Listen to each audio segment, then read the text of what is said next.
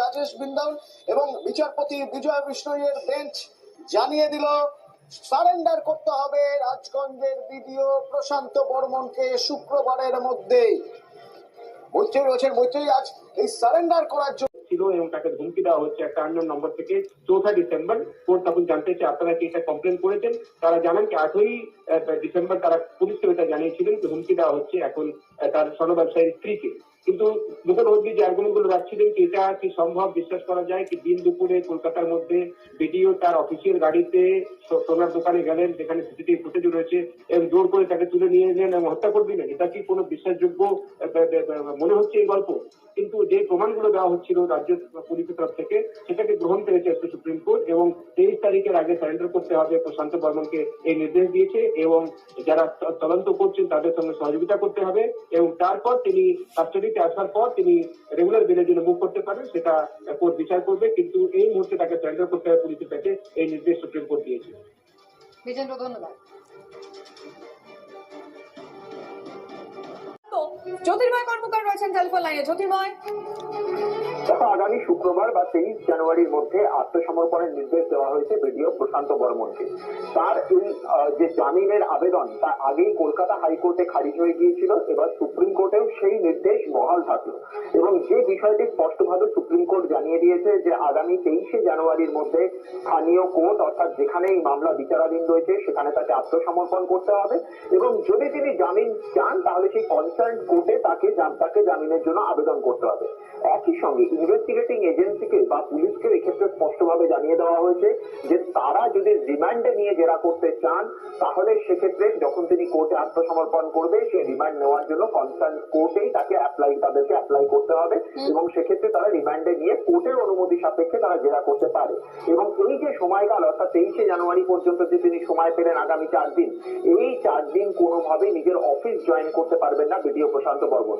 Investigating এজেন্সির তরফ থেকে জানানো হয় যে যেহেতু এক্ষেত্রে অনেকে যুক্ত রয়েছে এবং প্রায় 5 জন উইটনেস রয়েছে, তাদের মধ্যে একজন গুরুতর অসুস্থ বা ইনজিওর্ড রয়েছেন, এই পুরো প্রক্রিয়ায় তদন্ত করতে প্রায় 24 দিন লেগে গিয়েছিল। আর সেই সুযোগের ফাঁক নিয়েই প্রশান্ত বর্মন তিনি আগাম জামিন নিয়ে নিয়েছিলেন এবং সেই কারণে তীব্র জামিনের বিরোধিতা করা হয় আজকে ইনভেস্টিগেটিং এজেন্সির তরফ থেকে। কিন্তু স্পষ্ট জানিয়ে দেওয়া হয়েছে আত্মসমর্পণই করতে হবে বিডিও প্রশান্ত বর্মন। ধন্যবাদ জ্যোতির্ময়।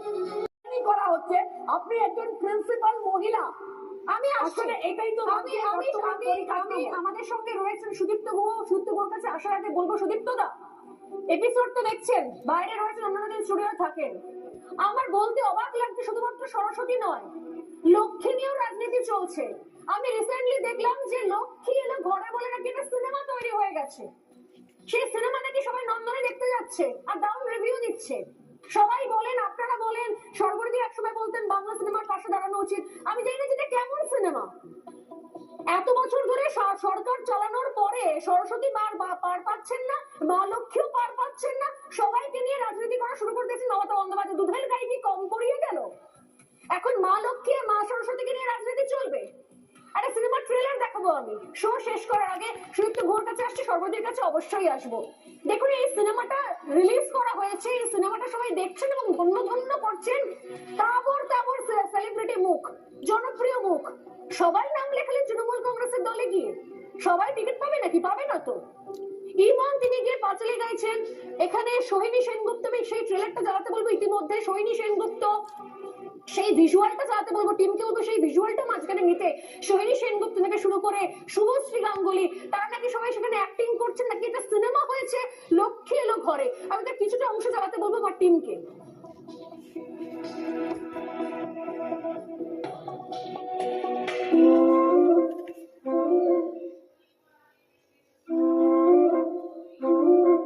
এটা গ্রামীণ স্বাস্থ্য কেন্দ্র। নমস্কার, আমি সুজন সামন্ত, গ্রামীণ জীবনে যে কোনো দরকারে সরকারের প্রতিনিধি। পশ্চিমবঙ্গ সরকারের আনন্দধারা প্রকল্পের নাম শুনেছেন? সেই প্রকল্পে সরকার লোন দেয়, মেয়েরা স্বনির্ভর হয় সরকারি টাকায়। আপনি কি করছেন বলুন তো? কেন, আমি কি করলাম? 1200 টাকা অ্যাকাউন্টে পাঠিয়েছেন। ওটা আমি নয়, রাজ্য সরকার পাঠিয়েছে, লক্ষ্মীর ভান্ডার। সরকার টাকা দেয়? আমি লেখাপড়া করবো, আমি নিজের পায়ে দাঁড়াবো। আপনি যাতে মাসে আমি এই ভিজুয়ালটা এটা এটা আমি আর পুরোটা দেখাতে পারলাম না, কারণ আমি বলবো যে প্লিজ এই ট্রেলারটা একটু আমার টিমকে বলবো চালাতে। এই ট্রেলার নিয়ে আলোচনা করছি তো, এই ট্রেলারটা না চালালে তাহলে আলোচনা করে মানে দাঁড়াবে না। এইটা হচ্ছে নাকি সিনেমা, এটা নাকি বাংলা সিনেমা সুদীপ্ত দা। লক্ষ্মী এলো ঘরে বলে নাকি এই অবস্থা।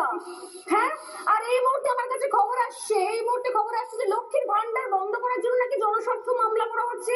আধা গ্রামে লক্ষ্মীর ভান্ডার পাওয়া যায় না। সুদীপ্ত গুহ সরবরে দিয়ে সুদীপ্তদার সঙ্গে যোগাযোগ দিচ্ছে না, কি বলবেন সরবরে? না দেখুন, দুটো বিষয় আছে। এক হচ্ছে লক্ষ্মীর ভান্ডার। এই লক্ষ্মীর ভান্ডার এখন এমন অবস্থা হয়েছে, বাংলাদেশ থেকে আসা সংখ্যালঘু জেহাদি অনুপ্রবেশকারী মহিলাদেরকে লক্ষ্মীর ভান্ডার দিয়ে দিয়ে এখন এমন অবস্থা হয়েছে গ্রামে গ্রামে আমাদের হিন্দু লক্ষ্মীরা আর তার ভান্ডার পাচ্ছে না। এক। দুই হচ্ছে লক্ষ্মীরা এবার লক্ষ্মীর ভান্ডার রিজেক্ট করবে। তার কারণ মাননীয় মুখ্যমন্ত্রী মহিলাদের হাতে লক্ষ্মীর ভান্ডার তুলে ঘরের ছেলেগুলোকে যেভাবে অত্যাচারিত হচ্ছে, ঘরের শিক্ষিত ছেলেগুলোকে বলছেন ঘুগনি মুড়ি নিয়ে বসুন, ঘরে তাদের না মানে লক্ষ্মীর স্বামীর উপরে অত্যাচার, আর লক্ষ্মী ভান্ডার নেবে তা তো হতে পারে না। এই রিজেকশন উনি জানেন যে ভীষণ ভাবে 2026-এ এই লক্ষ্মীর ভান্ডার ছুড়ে দিয়ে ভোট কেনা এটা আর হবে না, যার জন্য ওনাকে সিনেমা বানাতে হচ্ছে। আর ধিক্কার জানাই আমার শিল্পী বন্ধুদের, নমস্কার আপনাদের, নমস্কার। আপনারা প্রপাগান্ডাতে চলে গেছেন। হ্যাঁ, আপনারা গিয়ে রীতিমতন সবুজ সাথী লক্ষ্মীর ভান্ডার এটাকে সিনেমা বানাচ্ছেন। সরবরে দিয়ে কষ্ট হচ্ছে। এরা কদিন আগে বলছিল বেঙ্গল প্রপাগান্ডা, আরে ইতিহাস ভাতাদিবি প্রপাগান্ডা সীমা আছে, লক্ষ্মীর ভান্ডার নিয়ে এই মুহূর্তে সিনেমা বানাচ্ছে। সীমা আছে, ভাতাদিবি বাস করছি আমরা। ছি। আমি এতদিন জানতাম চটি চাটা পুলিশ, এবার বলবে চটি চাটা শিল্পী। ধিক্কার জানাই, ধিক্কার, ঘেন্না করছে। আমি লাস্ট একটা ব্রেকিং নিউজ, এই ছবি যখন দেখবেন, সিনেমার যখন ট্রেলার ফেসবুকে সোশ্যাল মিডিয়ায় দেখবেন, তখন মাথায় রাখবেন এর পাশাপাশি খবরও রয়েছে, যে খবরটা স্বর্ণালী সরকার দেখাবে। এই মুহূর্তে খবর আসছে ময়নার বাগচা গ্রাম থেকে, টিমকে বলবো এটাকে চালাতে। লক্ষ্মীর ভান্ডার থেকে বঞ্চিত রয়েছেন মহিলারাই। ময়নার বাগচা গ্রাম পঞ্চায়েতে নেই লক্ষ্মীর ভান্ডার। বিজেপির দখলে যেহেতু গিয়েছিল ময়নার বাগচা গ্রাম পঞ্চায়েত, সেহেতু নাকি লক্ষ্মীর ভান্ডার বন্ধ করে দেওয়া হয়েছে ময়নার বাগচায়। লক্ষ্মীর ভান্ডার না দিয়ে তাই শাস্তি দেওয়া হচ্ছে সেই গ্রামের মহিলাদের। কেন বিজেপিকে ভোট দেওয়া হয়েছে? ইতিমধ্যে এই ঘটনার প্রেক্ষিতে কলকাতা হাইকোর্টে জনস্বার্থ মামলা দায়ের করা হয়েছে। হাইকোর্টের ডিভিশন বেঞ্চ এই মামলা দায়ের করা হয় এবং বিচারপতি সুজয় পাল এবং বিচারপতি পার্থসারথী সেনের এজলাসে শুনানিও হয় এবং প্রশ্ন করা হয়েছে কিসের কোন যুক্তিতে এটা করা হলো। এটা হয়েছে ময়নার বাগচা গ্রাম পঞ্চায়েত। লাস্ট ইলেকশনে সেটা তৃণমূলের হাত থেকে বেরিয়ে গিয়েছে, সেখানে বিজেপি জিতেছে, পঞ্চায়েত বিজেপির। গোটা গ্রামে, আরে ভাই গোটা গ্রামে তো সবাই বিজেপিকে ভোট দেয়নি, কিছু তো তৃণমূলকে ভোট দিয়েছিল, তাদেরও লক্ষ্মীর ভান্ডার বন্ধ হয়ে গেছে, লক্ষ্মীর ভান্ডারই তুলে দিয়েছে। মমতা ব্যানার্জি বাড়ি থেকে দেন, আপনার ঘরের টাকা আপনি দিচ্ছেন, এটা সরকারের টাকা, আমাদের ট্যাক্সের টাকা। মাননীয় মুখ্যমন্ত্রীকে বলছি রিপাবলিক থেকে, আপনি আপনার ঘরের টাকা দেন, বাড়ির থেকে টাকা নিয়ে দিচ্ছেন নাকি লক্ষ্মীর ভান্ডারের টাকা? সরকারের টাকা আপনি কেন দেবেন না? আসলে আপনি দিতে পারবেন না, কারণ আপনার লক্ষ্মীর ভান্ডার নিয়মটা খারাপ। আপনি লক্ষ্মীর ভান্ডার দেন ভোট কেনার জন্য, আপনি মা লক্ষ্মীদের ভালোর জন্য, মঙ্গলের জন্য। আমি এই জায়গা থেকেই বলি, যারা লক্ষ্মীর ভান্ডার হাত পেতে নেয়, যাদের পরিবারের লোকজনেরা, যাদের পরিবারের আম্মি চাচিরা লক্ষ্মীর ভান্ডার নেয়, তারাই আবার এসে কলেজে বলে সরস্বতী পুজো করতে দেব না। আমি কালকেও এই খবর দেখাবো, কালকে আমাদের রিপোর্টার যাবে এবং আমি দেখতে চাই সুনন্দা গোয়েঙ্কা কতদিন তিনি চেয়ারে বসে থাকেন এবং এবারও ঠিক কি কি অজুহাত দেখিয়ে চেষ্টা করা হয় যাতে যোগেশচন্দ্র ল কলেজে সরস্বতী পুজো না হয়। সঙ্গে থাকবে। প্রশান্ত বর্মন ছিলেন, তার সরকারি গাড়িতে দুজনকে তোলেন, তাদের নিয়ে যান নিউ টাউনের বহুতলে। সেখানে দুজনকে অত্যাচার করা হয়, একজন মারা যান, একজন আহত হন। প্রশান্ত বর্মন তার প্রশাসনিক ক্ষমতার অপব্যবহার করেছেন। এরপরে সুপ্রিম কোর্ট নির্দেশ দেয় শুক্রবারের মধ্যে প্রশান্ত বর্মনকে আত্মসমর্পণ করতেই হবে। এই নির্দেশের পরের দিনই অর্থাৎ গত মঙ্গলবার রাজগঞ্জের ভিডিওর দায়িত্ব থেকে সরিয়ে দেওয়া হয় প্রশান্ত বর্মনকে। এবার তিনি কি করবেন? অপেক্ষার কয়েক ঘন্টা।